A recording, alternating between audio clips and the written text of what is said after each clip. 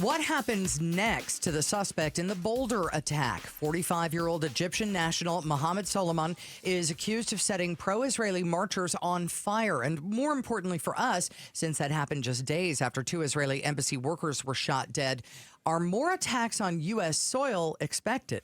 Joining us is ABC News consultant John Cohen, former acting undersecretary for intelligence and counterterrorism coordinator at the U.S. Department of Homeland Security. John, always great to talk with you. The Washington and Colorado attackers aren't connected other than maybe ideology. So is the biggest fear for more attacks coming from copycats? Good morning. Nice to be with you again. Yeah, exactly.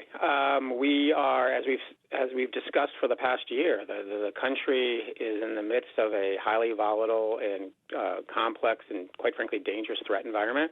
It's a threat environment that, in large part, is fueled by a online ecosystem that's saturated with content that's put there by terrorist groups, foreign intelligence services, and violent groups here in the U.S. that are intended to inspire and inform these exact types of attacks. And, since the beginning of this year, 2025, we've seen a continuation of the violence we experienced last year, where we've had CEOs targeted for assassination. We had a vehicle ramming attack in New Orleans. And in just the last 2 weeks, as you mentioned, we've had multiple terrorist incidents, including a bombing of an IVF clinic in Palm Springs, the shooting of 2 Israeli government employees leaving an event in Washington, D.C., and the events in Boulder, Colorado. So I think from a law enforcement perspective, state and local authorities, including those in Arizona, are operating under the belief that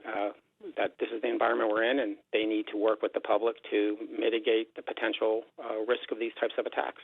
Now, John, Solomon's been charged with a whole bunch of crimes, including at least one federal crime, but not specifically terrorism, right?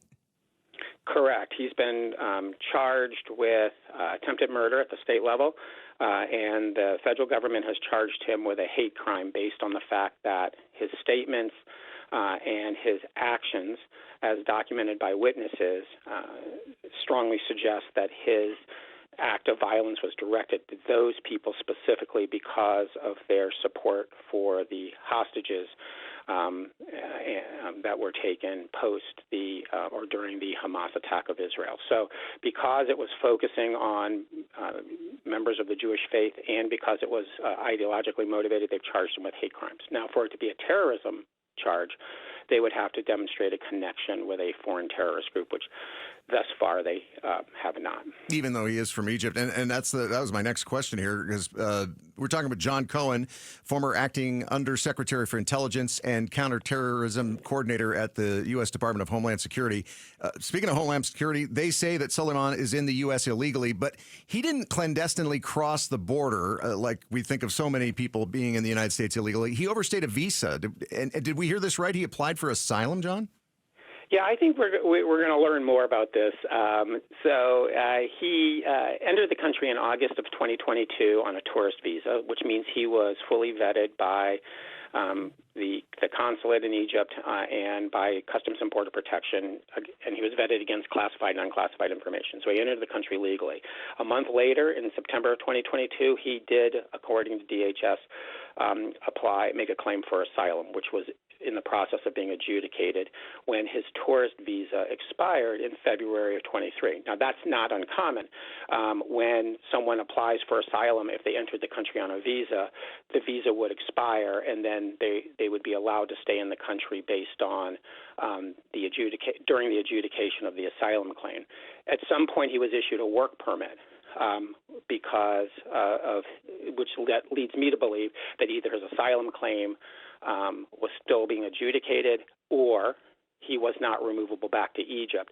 In any event, that work permit was valid through March of 2025, this year, which means he was in the country under a legal status until March of 2025. John, bottom line, do you expect more of attacks of this nature to happen in this country? Sadly, I think we're still in the midst of the threat environment I described earlier. I think, so while the threat environment remains, disconcerting, I think I feel somewhat of a sense of optimism because state and local law enforcement really seem to be picking up the ball and taking steps to mitigate the threat. They're being much more forward-leaning from an investigative perspective. So when threats come to their attention, I'm seeing more and more state and local organizations, fusion centers such as the one in Arizona, are taking these threats seriously. I think what the public should also be prepared for is probably more visible police presence at events, public events, because these are the types of events that are being targeted. And I think it's also important that the public during this time period really be aware of their surroundings, and when they see something suspicious or something that is unusual, pick up the phone and call the police. Let them check it out. Let the sheriff's office or the police department check out what's going on, because these attacks are, while the motives behind the attacks we've been experiencing may differ, the behavioral characteristics of the attackers and the pre-attack behaviors they exhibit are strikingly and eerily similar, and they're always observed by somebody. So that's our best line of defense today. Thanks a lot, John. John Cohen, once again, former acting Undersecretary for Intelligence and Counterterrorism Coordinator at DHS. Thanks for watching Arizona's Morning News. Click to watch more from KTAR News and hit the button in the middle to subscribe.